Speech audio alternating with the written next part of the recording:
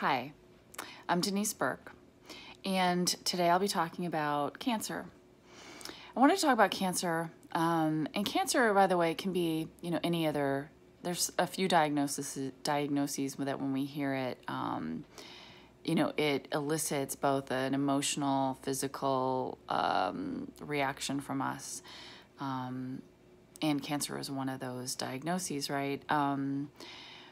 When we hear the word cancer, I know before I was diagnosed with cancer, my view of cancer was pretty grim, that it was a death sentence. Even though I knew that some people did beat it, it was kind of like the worst club that you don't ever want to be in the club of cancer, right? And so before I got cancer, before I was diagnosed with cancer, my view of it was very...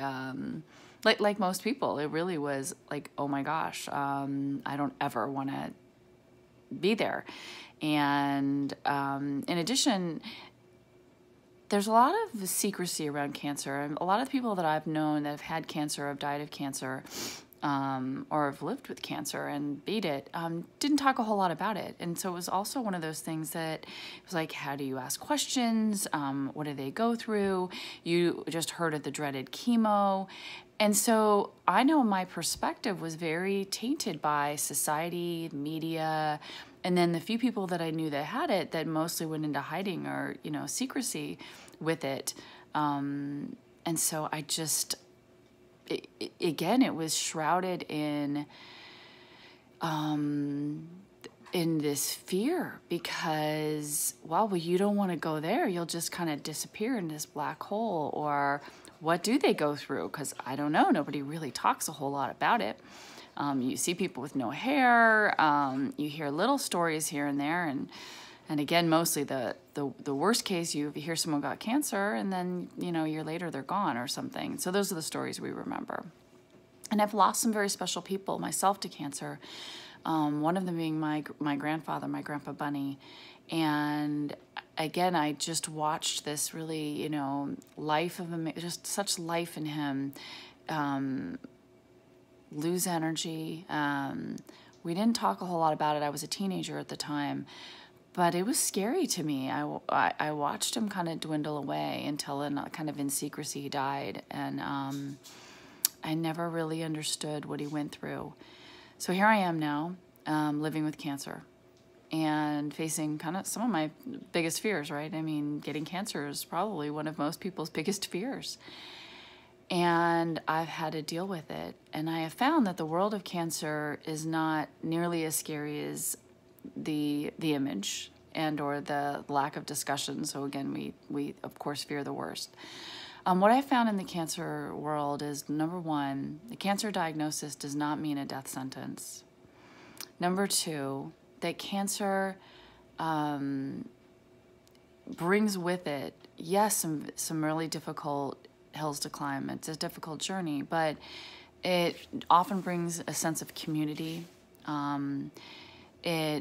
For many that I have met, they have found support in ways once they had cancer that they'd never had in their lives. It brings an acute awareness to our physical bodies and how important our bodies really are, and having to really take care of them, and almost to the point where, I can't even believe how many doctor appointments I've had, but my body is super important.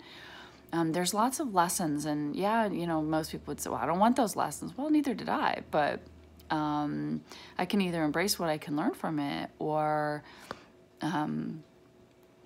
just stay stuck crying over it, and it wouldn't change a thing. So, and believe me, I've shed my tears, absolutely. But I just want to address the propaganda about cancer so that we can just, so we can have a real dialogue about what cancer means, how many shadings of cancer there are. Many people I've met have beat cancer, or the treatments they have now are working and keeping the tumor stable, even if it's metastasized. So many wonderful stories of people living, thriving, and living far beyond what doctors thought they would. I have people in my cancer support group. Wow, they were diagnosed with stage 4 cancer years ago, some 10 years ago, 12 years ago. And they're living, and they've got their struggles at times, but they're living and they're thriving. They're there for their families. And others that they had cancer, it was like a year of their lives, and 10 years later, they've moved on. And so I hope that with sharing my story and part of my journey that people can understand kind of what you go through with cancer, but that many days are just normal days for me. The last year and a half I've been in the hospital more and seen more doctors than I have in my entire lifetime. I've met some amazing people, though, along the way. I found a ton of support through the community, through some family, and through healthcare professionals. I've also had to get stronger. I mean, cancer pushed me to get a lot stronger, more proactive about asking questions, pushing doctors, really helping navigate my treatment, and not just sit back and assume they all know what they're doing. Some do, but some don't. And I've had to ask a lot of questions and get second opinions and third opinions, and it's just made me much more savvy and aware. Cancer is not the end all. And I can say that I honestly have grown so much in the last year and a half. Dare I say, in the 53 years I've been here on Earth, it might have been the most growth in a year and a half that I've ever experienced. And so I embrace those lessons. I embrace the person I've become. And I'm fighting with every breath I have to live as long as I can and to help others along the way. And so if you have been diagnosed with cancer, please put it in perspective and understand we are surrounded, once you've been diagnosed with cancer, with this veil of fear, everyone's fears. And it just takes some energy to peel that back and to separate from it and not let it overwhelm you or consume you, and just put it in perspective and talk to people who've lived and beat cancer. Get support from cancer support groups and online groups. And you're going to have to wade through that as well, because there will people be in there that are overwhelmed and scared too. And then there's some that will share their stories that they, were given in 3 months to live, and they're still here 10 years later. And you just have to really, sort it all out and look at all the stories. Yes, there are people that lose their lives every day to cancer.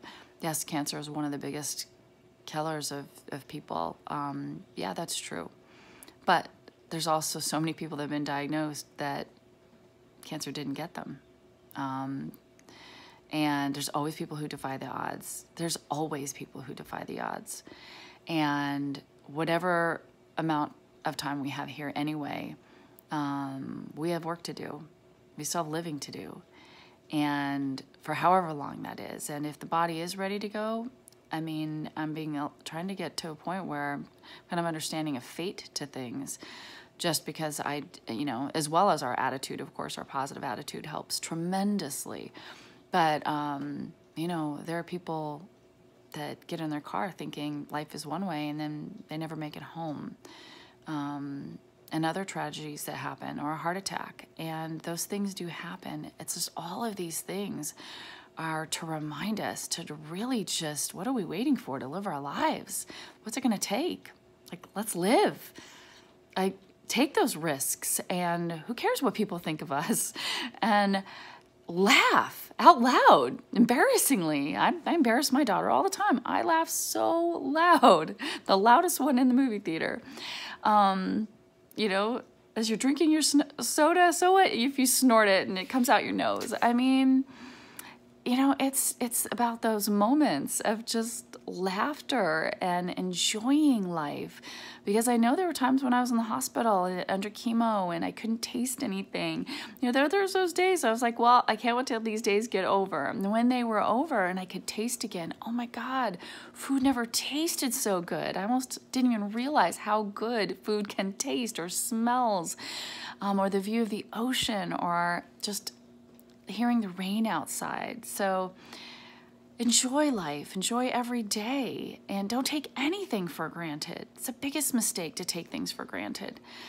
and stay in the positive. And yeah, get your emotions out. I've been talking about emotions and being real with yourself, and get anger out, frustration, and be honest with yourself. But then, you know, once you do that, that gives you space to feel joy, because you're not carrying all that stuff that you've been pushing down. You can just enjoy life.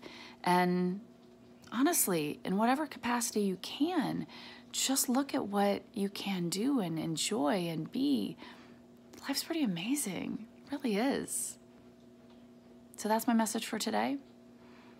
Be aware of the messages we have about any diagnosis, but especially cancer. I'm here to tell you that we're so much more than any diagnosis. We're humans, we're breathing, we're loving, we're living, and learning every day. Have a great day, everyone.